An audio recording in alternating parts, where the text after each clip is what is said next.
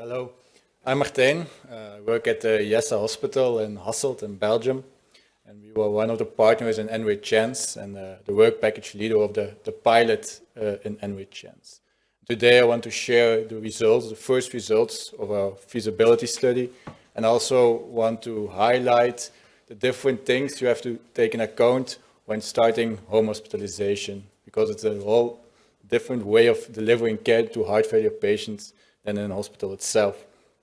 So we did this project with all these wonderful partners. I think you saw them already a couple of times. So why do we want to do home hospitalization? I think Dr. Brunella Rocca already extensively showed the burden of heart failure. So it's well known that heart failure has a significant burden on our healthcare systems. It costs a lot. And one of the reasons that it costs a lot is the frequent rehospitalizations. But not only it's not only a significant burden on our healthcare resources and budget, but it's also a significant burden on our patients. And so we know that the repeated hospitalizations for heart failure are linked with worse quality of life, but also the repeated hospitalizations put the patient at risk for hospital-related complications like hospital-acquired infections, delirium, or falling trauma. So that's the reason that we are thinking about delivering the hospital-level care at home, so that patients could be in their own environment with their own friends or family, and we hope that improves quality of life, but also reduce complications like infections, falling, and delirium.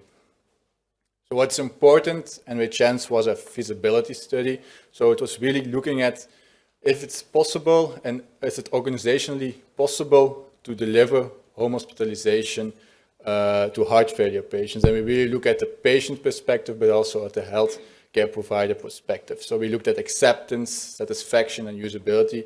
That were the main outcomes in this study. We also looked a little bit to the safety, and actually the main output of the NWE-Chance is actually making a blueprint so that all other hospitals that are planning to start with home hospitalization can look at the challenges we had and how we try to overcome them, and learn, so that they don't have to make the same mistakes and can take an easier route to implementation. Because what's really important in this project is that there was a very big difference in experience in delivering home care between the different centers. eHealth and Astrid both have experience in delivering care at home for heart failure patients, where Jessa didn't do anything in home care, really going to the patient's home before this project. So in eHealth, they already started in 2005 with home hospitalization. But what's important was that it was home hospitalization with daily visits of a nurse, but it was not a lot of technology. There was some technology, but there was no integrated digital health platform. So that was also new for them. In Maastricht, there is a lot of experience in telemonitoring, but also experience in home intravenous therapy. So they have some experience both in using technology and delivering home care. And in Jessa, we do a lot of telemonitoring. So that's something we used to work with, and our heart failure nurses used to work with, but there was no experience in going to the patient's home. So what did we do in the study? Where patients with an acute episode of decompensated heart failure were admitted at home instead of being in the hospital. So all patients were patients who would normally go to the hospital, but now were admitted at home. And the intervention was a daily visit of a nurse. So a heart failure nurse or a nurse was visiting the patients daily to check clinical status or to change medication. And all patients got a technology packet, an integrated care platform, which sent data to the hospital where the nurses and cardiologists could follow up the data and vital signs. So the technology that we used a patch, a chest patch to record vital signs. Especially we looked at with the Sensum patch to heart rate, posture, and activity, because that are important measures that where we could see if the patient is evaluating to a better clinical status. And so for the patch, actually all patients really liked the patch. It was not a burden for them to wear. And also most of the nurses found that the data that was coming in from the patch was useful in evaluating the evolution of the clinical status. Daniel and Kai already introduced a little bit the other parts of the integrated care platform. So we had also, actually I'll call it a telemonitoring set, where we used a blood pressure device and a rating scale and a smartphone for the patient, where they could see their own data, and the data was also directly sent to the hospital. And we had an e-coach. The e-coach was used to do symptom assessment in the home hospitalization setting, and also to give some education to the patient. So there were also some videos present in the application. So that was the technology that we used. So what were the results of the NWE-Chance project? First of all, if we look at safety, we see that most of the patients were around 8 days in home hospitalization, but there was a big difference between the three centers. So Jessa and Isola had less days in home hospitalization than Maastricht, and it's probably because Maastricht included more ill patients with really severe heart failure. So that's an important difference. And also an important difference is that in Jessa, the patients were first stabilized in the hospital, short stabilized in the hospital. We saw that there were 7 conversions of the 65 patients. That means patients that were patients who were home hospitalized, but we stopped the home hospitalization and sent them back to the hospital. And the main reason was stagnating heart failure status. Patients who, after a couple of days in home hospitalization, weren't getting better, so there was a need to hospitalize those patients. And we had 6 30-day rehospitalizations, which is approximately 10%, which is comparable with normal hospitalization, but it's important to, the study was not powered to say anything about this, and it was only a small population. So more studies are needed to really assess the safety of home hospitalization. Which was more important in this study is satisfaction, patient satisfaction. And we saw that there was a very, very high patient satisfaction for home hospitalization. The majority of patients preferred to be hospitalized at home or have a combination of home hospitalization and hospital admission. So in combination, but all patients really liked that they were part of the treatment, at least was at home. What was also important was that all patients were reported to be satisfied or very satisfied, and none of the patients said they were not satisfied with the intervention. So I think patients really like home hospitalization, and that's already an important part why we want to do home hospitalization. Then usability. We also looked at, are patients capable to use or integrate a digital health platform? Because it's an important question, because heart failure patients tend to be older patients, and we saw that also the smartphone literacy was not that high, but still most of the patients reported a quite high usability score. But there's also a lot of patients, I know for Jessa, that's very good informal caregivers who helped with using the application. So it was not always the patient itself that was very good in using the application, but his network helped him with using the application.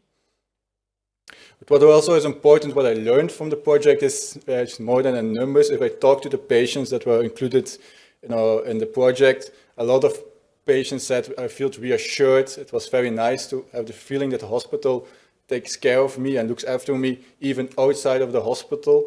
And also the informal caregivers had that feeling. So they really liked that there was a closer connection between the patient and the hospital. So I think that's also one of the opportunities of home hospitalization, is better connecting with patients. And also for nurses, for example, the nurses in Jessa also really liked the home hospitalization, because most of the time they did telemonitoring and they just called the patient, but they didn't see any effect. And now they were at the home of the patient. They see how the patient was doing better in daily life. And for them, that was really like, oh, yeah, they saw the value of their work, which also is very nice. This was one of the more lessons that I learned from the project. But what was interesting was that there was a nurse perspective of the 3 different hospitals was very different. And I think because in Israel they were used to do home hospitalization, but were not used to use the digital health platform. So for a lot of nurses, it wasn't a burden to use it, an extra workload, which is logical. For Jessa and Maastricht, it was new, so they just used the new way of working, and I think that's important. Also, a lesson that I learned from the project is that you cannot force an intervention and just do technology and expect that nurses will use it, but that you really have to adapt your intervention to the local culture and local workflow. So I think all the nurses of all the 3 hospitals will say home hospitalization is a very good thing and a very good innovation, but the way you can do home hospitalization will be different, I think, from 3 different hospitals.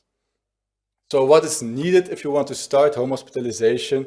So for Jessa, it was the first time, so there was a lot of things were needed and we had to think about a lot of things.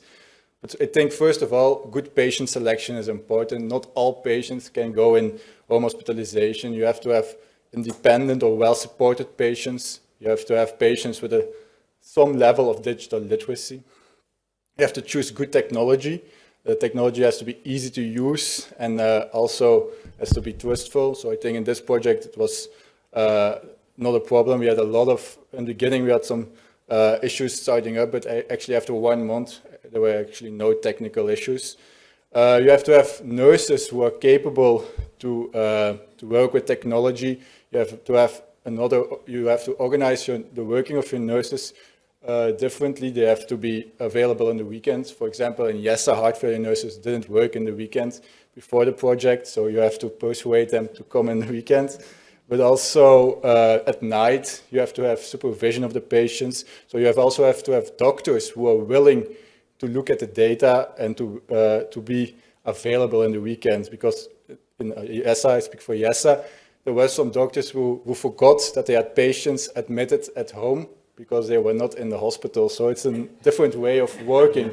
But yeah, that's important. There's a new way of working. You have to have a car, and then if you have a car from the hospital, you have to have a place to park. So there's all things you have to think about. You have to think about discharge planning, because again, you have to have the same letters to the general practitioners, the same information has to be present. So you have to think about that. You have to have somebody for technical issues or small issues. So a nurse has to be available, or somebody who knows the technical side of the home hospitalization. You have to think about the logistics of lab testing. How are you going to do the lab testing? How are you going to do your cardiac examinations? Because I think you have to prevent that the patient is coming back every day or every 2 days for his lab test or his cardiac examinations. But you have to find ways to implement that in home hospitalization. And maybe technology will also help in the future to do that also at home. You also have to think about a caregiver, because home hospitalization can be very easy if you just admit the patient at home and don't give any follow-up, but then the burden on the informal caregiver is very high. So you have to work in a team. I think the informal caregiver is an important partner, an important stakeholder in a home hospitalization. So it's something to have attention for. And then in all things, money is an important part. In Belgium, the problem is there is no reimbursement from home hospitalization yet. In the Netherlands, it's better. There is some reimbursement, but that makes also implementation very difficult at the moment in Belgium. That's also something to think about before starting home hospitalization. So the future of home hospitalization, I think this project proved that it's feasible, that patients liked it, and also our nurses liked it. But there is still some work to do before we can implement it in daily practice. I think we need more evidence. We need randomized controlled trials. We need cost effectiveness trials. But I think, and also the technology has to be adapted really to home hospitalization and not just be telemonitoring equipment. So I think there's still some things to do, but I think the future is definitely that there will be a lot of home hospitalization. Thank you for your attention.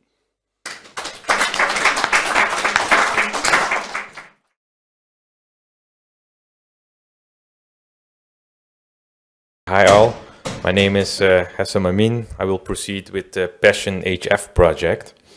From the demand side, I am a cardiologist in training and also a PhD student in the Maastricht University Medical Center. This is the agenda for my presentation. I will talk about how we see self-care and why self-care is important from different perspectives. For instance, the patient, the specialist, general practitioner, and I will also explain the feasibility study which we are doing right now. So just to give a short recap on why self-care is important in heart failure. It's one of the most common causes of hospitalizations, hospital readmissions and death. There is a lot of comorbidity, as already has been presented this morning, and as a result of that, there is a lot of polypharmacy. And within heart failure as a syndrome, medication adjustment is based on changes in symptoms, which may happen a lot frequently in some patients, and also behavioral adjustments are needed in heart failure patients concerning, for instance, diet and exercise. So this all makes that self-care in heart failure is crucial. So just a brief definition of the WHO on self-care. They state it's the ability of individuals, but also families and communities to promote health, prevent disease, maintain health, and to cope with illness and disability with or without the support of a healthcare provider. And if you look at this definition, well, there is a lot for a patient, but also there are caregivers to do self-care. So what do they need? We need to provide these patients with knowledge, skills, and tools. And how do we think we are going to do that? We provide this knowledge, skills, and tools to the patient in the form of an app, the app that my colleague Kai has presented, Dr. Me. For instance, knowledge you provide to the patients through education, through the app, but also through gamifications. Skills the patients acquire by training and guidance through the app. So basically practicing this education and gamifications, and the tools that we provide them, which are built in the app, are, for instance, the monitoring, but also communications with, for instance, a heart failure nurse. So how do we see self-care? This, well, if you ask from our perspective, this should at least partially result in substitution of healthcare professional labor. So the tools that are created for self-care should do the work for the healthcare professional and not the other way around. I'm pretty sure that if there are healthcare professionals here, we all have experience in healthcare systems that we have to work with daily, where you wonder, well, this takes more of my time than I spent on the patient and diagnosing and coming up with the therapy. So it's going the wrong way. So it should definitely work for us. So conclusion, self-care should be a substitution and not an addition. So from the patient perspective, self-care is important because, well, it is known 1 in 5 heart failure patient readmissions is due to incompetence in self-care regarding, for instance, medication or diet management. And improvement of this self-care management can decrease the chance of readmission by 40% in 1 year. So this is, well, why self-care is important, but there can also be patient-specific factors from which I think that self-care is even more important. For instance, the cognitive ability in heart failure patients.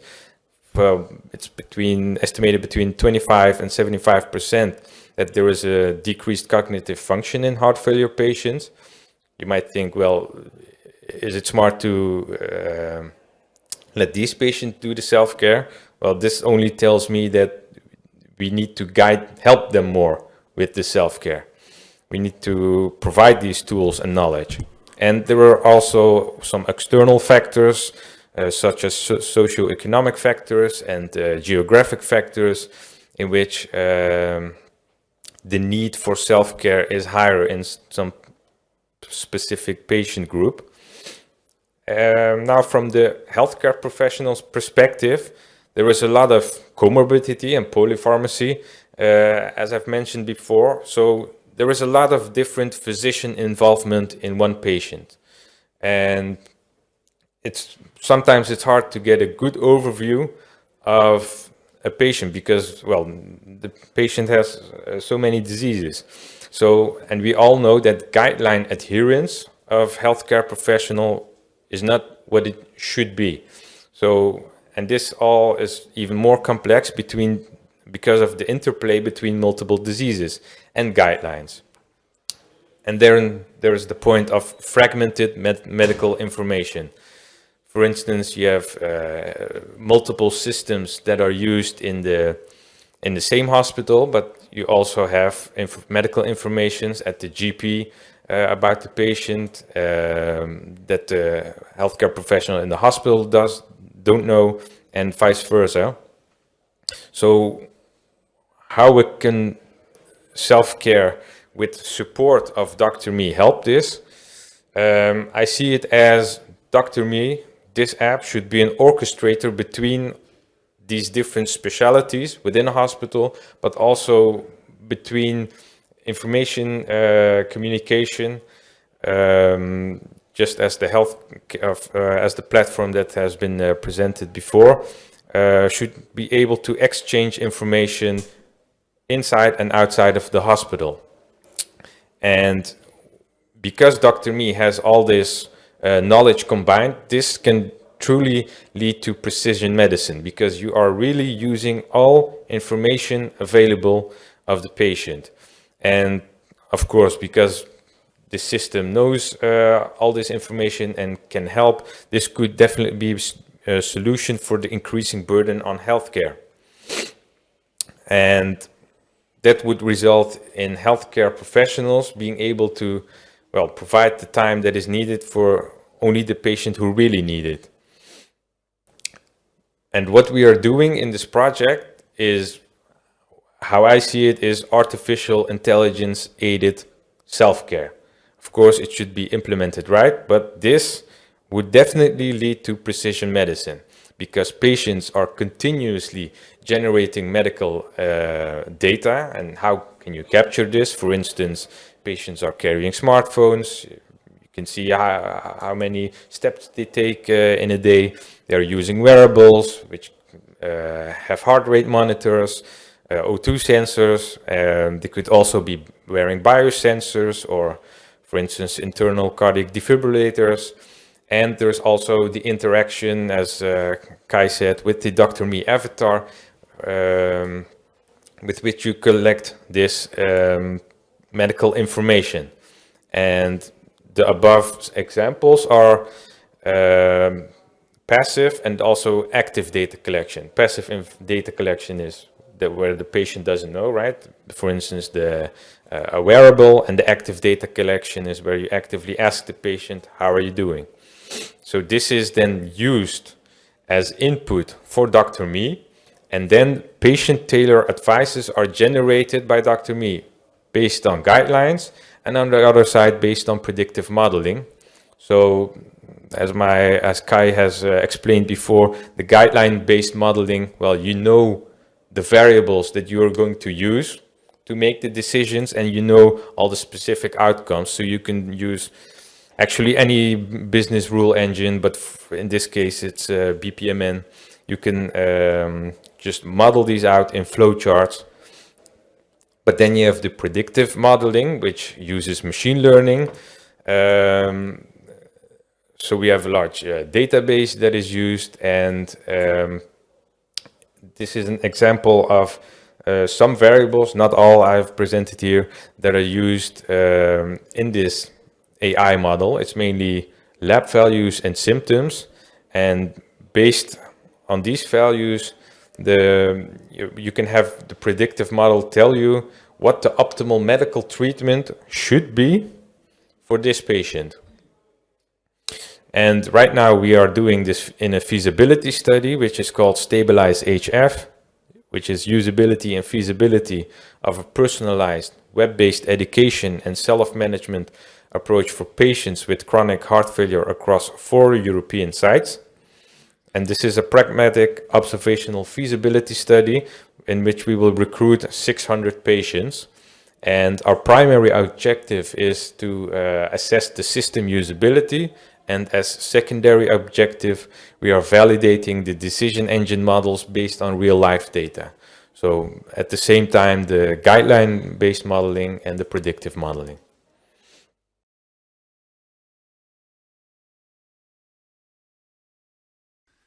So what do you think, well, which kind of variables of sensors do we need to optimally treat patients? I think what I learned doing my PhD is that patient triggered or patient things that patient has to do themselves is that the adherence is very high at the beginning, but it lowers significantly after some time. So I think if we really want to do monitoring of heart failure, we need as much passive monitoring tools that just record data without the patients doing it, because like you said, chronic heart failure is a chronic disease, so it's a lifelong monitoring. And I think if you do it patient triggered, it's very difficult because then you depend on digital literacy, you are dependent on the patients doing it. So I believe in the future with a lot of passive monitoring tools. Yes, thank you. I totally agree with Martijn. It should be passive, but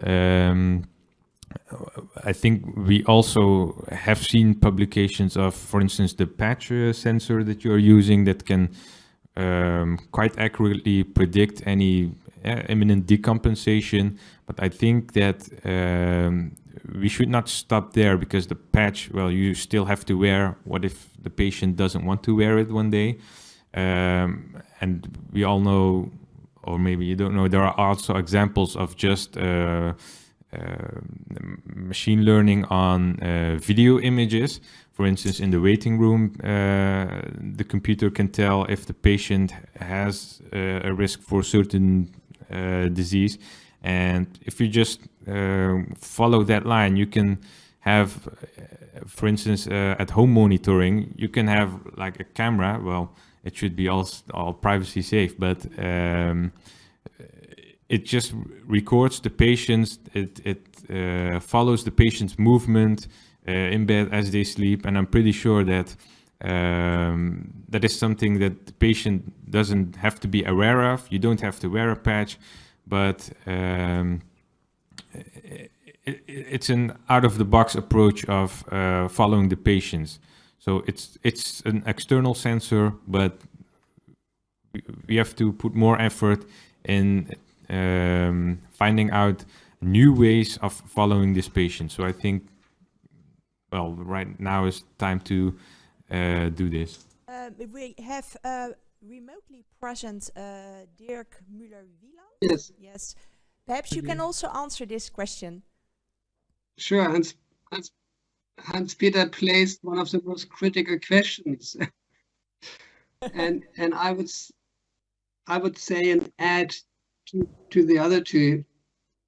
First of all, the perspective and future of self-care management and by digital health applications will be that we have, especially in chronic diseases, a very simple sensors which we can simply apply and have a continuous monitoring.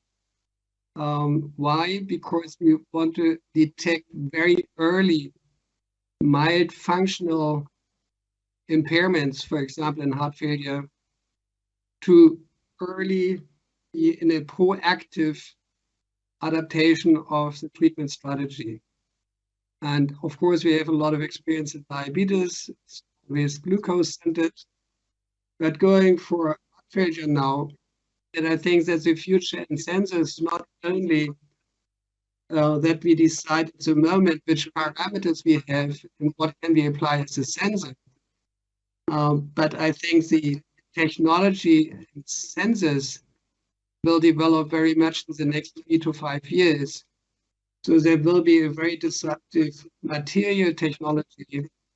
There are consortia about graphene technology, where, for example, just with a very simple sensor, you can measure and monitor multiple metabolites, which might be, of course, very interesting for functional impairment in hemodynamics or heart failure.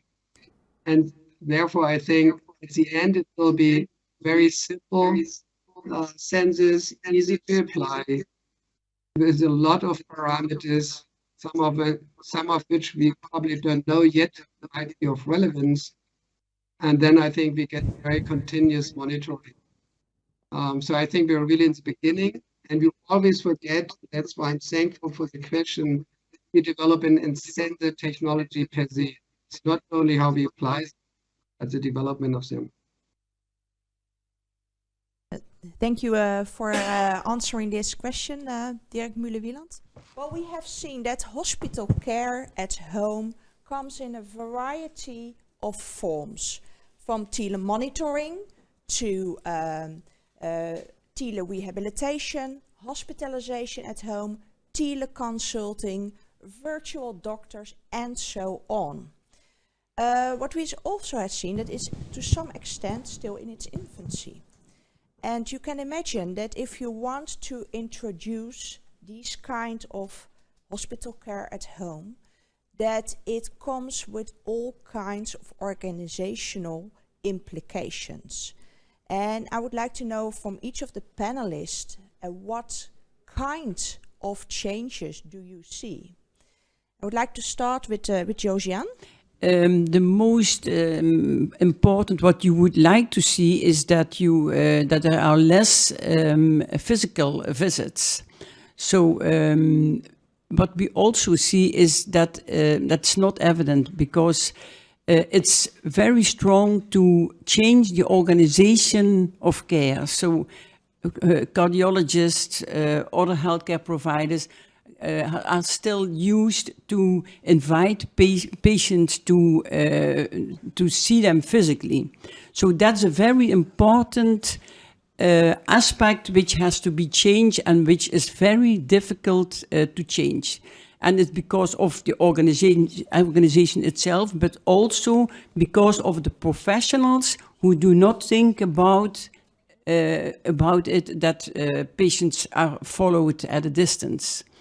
So I think it's important also to put this aspect into the education of professionals, because there is it where it starts, that patients are followed on a distance. So if you learn this in your education, it's more evident to do that during your profession. So you mean that you need to educate all professionals during their training with respect to provide hospital care at home, and also does this also imply that those professionals need to have digital skills, or is it broader than that? I think it's broader than that. It's digital skills, that's one. To follow patients on a distance, even if you have telemonitoring or if you have tools to support you, you still have to look at in another manner to the patient. Yeah, I can see that. Yeah, is that also, to your opinion, the most important organizational challenge, or are there others? This is one of the important. I think also the way a hospital looks to telemonitoring itself. That's very important, because it has to be supported by the higher organization in a hospital if you would like to implement telemonitoring into the hospital. And then I think about exchange of data. It has to be supported, otherwise the organization will not allow the exchange of the data. Well, thank you, Josiane. Then I would like to continue with Julie. Julie does not work in a hospital herself, but perhaps you can explain what your role is. Yes, so I'm part of Hasselt University, so I'm the project coordinator of the mobile health unit, and we are part of the NWE-Chance project to help and aid also in how does the implementation work, how to set up the feasibility study, and what we'll do afterwards also with the Innovation Hub, which will be discussed later on. But I think also in relation to your question towards implementation, even not really being parts within a hospital, I think it's also something that Martijn really clearly explained in his presentation is how you set up your staffing. I think that's a very challenge that needs to be tackled because we see a lot of differences also between countries, but also just also within a country of who you will take forth as the type of personnel to do this home hospitalization. With Jessa, it was the heart failure nurses. I know with MUMC and Isala, there were different kind of specialized nurses. And I think that this project could be really, or bring forward certain lessons that are interesting in seeing how maybe other types of healthcare personnel could be of aid in here. For example, in Belgium, we have nurses that also visit patients on a daily basis, but for minor things. So maybe they can also be playing a part in this kind of digital care path changes that are at our doorstep. And do you then mean hospital nurses or other type of healthcare professionals? No, I also mean other type of healthcare professionals because they sometimes are more experienced when it comes to the home environment of a patient, whereas a specialized nurse who is always being inside the hospital walls is highly trained to perform within the hospital. And maybe you also need a different set of skills to transition that type of care also in the home environment of a patient. So that implies that also a good collaboration is needed between hospitals and, for instance, home care and the general practitioners and so on. Yes, I think that this kind of project or this kind of digital care path really brings forward that we really need to rethink how care in general is foreseen, and it's specifically in this case for heart failure, but you could expand it easily to other type of diseases. And I do think that this emphasizes that there should be indeed a better collaboration between all of the different stakeholders within that entire healthcare cycle. Well, thank you very much, Julie. I would like to switch to Dirk, Muller, Wielandt, if that's possible. And I was just wondering, what do you experience as one of the major organizational implications for going for hospital care at home?